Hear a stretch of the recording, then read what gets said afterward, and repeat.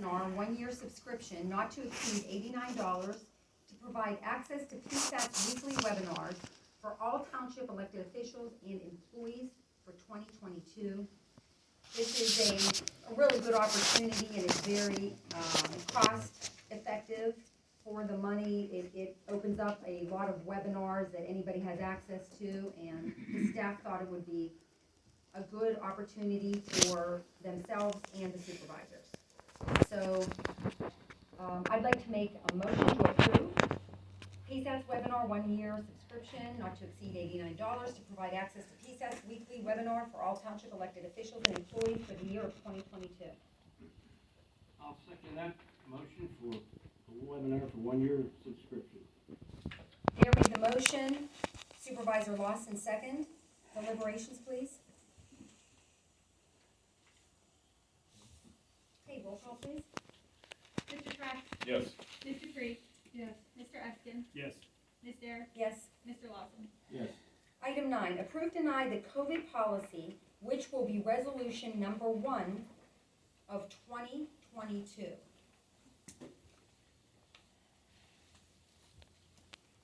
I'll make a motion to approve the COVID policy, which will be resolution 1 of 2022.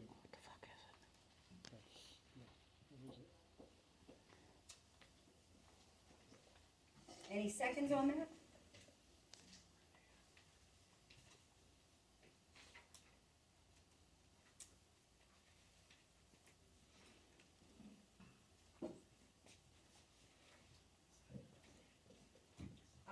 If I may, since the floor is quiet, unless I'm interrupting someone, does someone have a second? No. I myself have a problem with the policy. I don't want to, exhaust what I'm thinking, but I have more questions than answers on regulating such a thing myself, and I'm concerned with it. I myself am not interested in this at this time, and I wanted to just go on record saying that. It's open up for deliberations for anybody else. I gotta kind of agree. I don't like to be Dr. Feelgood on this. Gary, you got any comment? I mean, on this resolution, is this something from PSAP to? Well, it's a combination of PSATs and the CDC.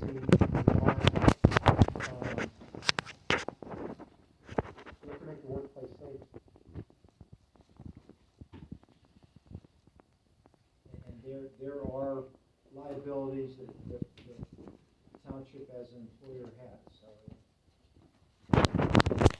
We have to stop them at the door and question them, and they're sneezing, or I mean, it puts a lot on us.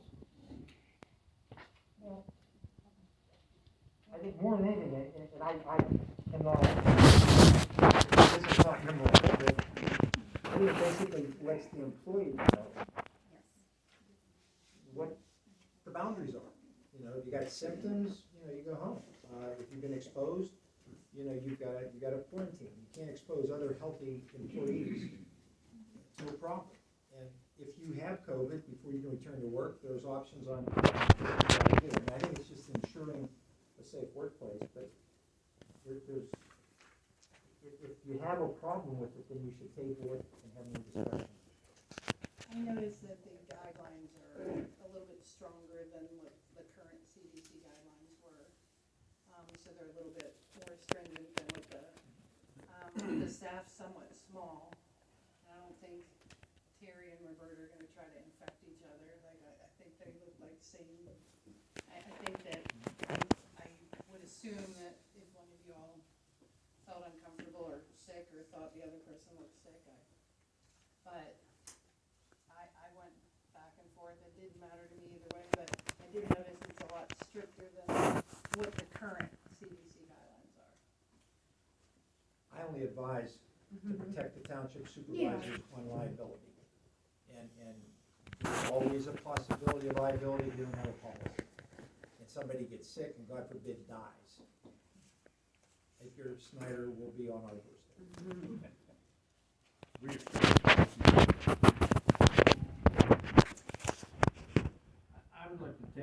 this and,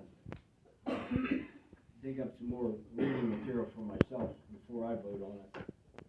That's my vote for this, to table it. I will second the motion to table the COVID policy, which is actively in discussion, resolution number 1 of 2022, upon further investigation. If I may comment as an employee, at the very least, I would feel more comfortable knowing exactly what protocol is, should one of us get sick. You know, like, not that I'm gonna come breathe on her on purpose, but if I'm not feeling well, you know, what is my procedure, and having that written out somewhere at least. Well, that's Thank you. Thank you. Thank you very much. So if we are up for deliberation, I know we're kind of jumping a little bit out of order here, but, so there was a motion by Supervisor Lawson, seconded by myself, Supervisor Dare, on tabling it. Any other comments or thoughts?